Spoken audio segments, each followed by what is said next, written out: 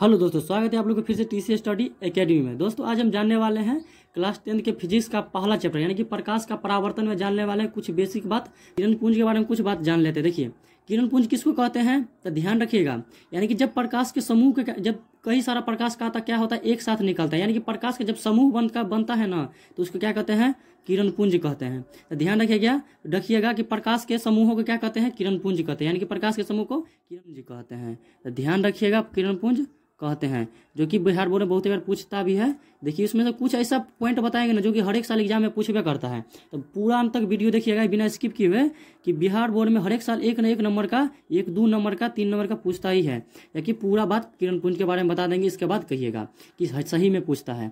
देखिए पर किरण पुंज किसको कहते हैं, यानी कि प्रकाश के समूहों को क्या कहते हैं किरण पुंज कहते हैं, यानी कि प्रकाश के समूह क्या कहते हैं किरण पुंज कहते हैं। तो ध्यान रखिएगा किरण पुंज कितने प्रकार के, देखिए किरण पुंज का प्रकार भी होता है, यानी कि किरण पुंज कितने प्रकार के होता है 3 प्रकार के होता है। तो ध्यान रखिएगा किरण पुंज कितने प्रकार के 3 प्रकार के। तो बोलिएगा तीनों का नाम, तब देखिए पहला होता है यानी कि पहला, दूसरा कुछ भी बोलिए, यानी कि पहला में लिख देते हैं अभिसारी किरण पुंज। क्या लिख देते हैं अभिसारी किरण पुंज लिख देते हैं किरण पुंज। तो पहला होता है अभिसारी किरण पुंज। दूसरा मान लीजिए क्या है समांतर किरण पुंज। क्या होता है समांतर किरण पुंज होता है ना समांतर किरण पुंज। देखिए अगला मान लेते, अगला है तीसरा नंबर में देते हैं अपसारी किरण पुंज।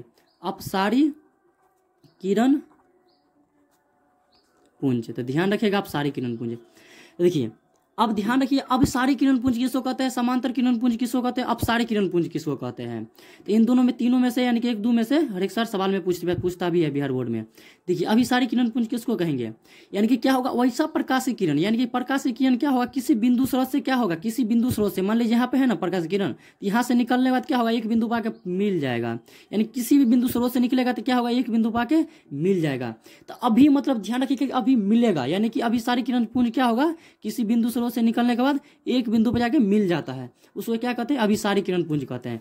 लिखना चाहते हैं तो लिख भी सकते हैं, यानी कि वैसा किरण पुंज, वैसा किरण पुंज जो किसी प्रकाश स्रोत से निकलने के बाद एक बिंदु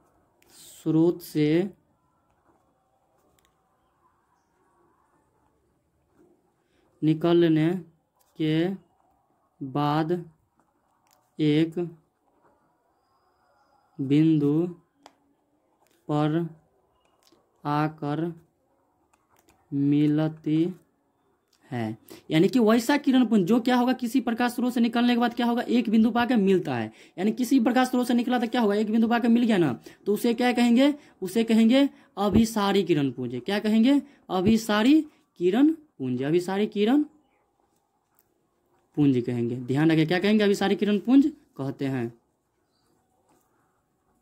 हैं ना, ध्यान रखिए।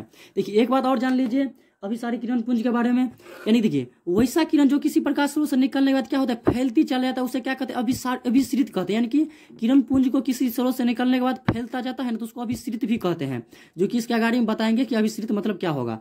देखिए इसके बाद देखते हैं समांतर किरण पुंज। क्या देखते हैं दूसरा में समांतर किरण पुंज। समांतर किरण पुंज किसको कहेंगे ध्यान से देखिए एक बार, समांतर किरण पुंज, समांतर किरण पुंज। ये समांतर किरण पुंज का परिभाषा क्या होगा, यानी कि वैसा किरण पुंज, वैसा किरण पुंज, वैसा किरण पुंज जो क्या होगा जो किसी प्रकाश स्रोत से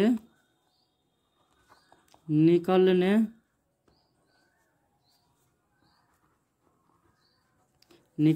के बाद, निकलने के बाद क्या होगा एक दूसरे के समांतर रहेगा, निकलने के बाद एक दूसरे के समांतर हो, समांतर उसे क्या कहेंगे, उसे कहेंगे समांतर किरण पुंज, समांतर किरण पुंज कहते हैं। क्या कहते हैं समांतर किरण पुंज कहते हैं, यानी कि समांतर किरण पुंज किसको कहेंगे वैसा किरण पुंज जो किसी प्रकाश स्रोत से निकलने के बाद क्या होगा एक दूसरे के समांतर होगा, यानी कि इसका चित्र बनाना चाहेंगे तो किस पर बनेंगे, तो प्रकाश किरण निकला तो क्या होगा फैल यानी कि दूसरा प्रकाश किरण निकला तो ऐसे जाएगा, तीसरा जाएगा तो ऐसे करके निकलेगा, यानी कि क्या होगा एक दूसरे के क्या रहता है, तो समांतर रहता है, एक दूसरे के समांतर है ना, तो इसी प्रकार रहेगा। तो ध्यान रखिएगा, वैसा किरण पुंज जो किसी प्रकाश स्रोत से निकलने के बाद एक दूसरे के समांतर हो, उसे क्या कहेंगे, समांतर किरण पुंज कहेंगे। अगला दिया है अपसारी किरण पुंज। देखिए अभी अपसारी किरण पुंज का परिभाषा लिखते हैं।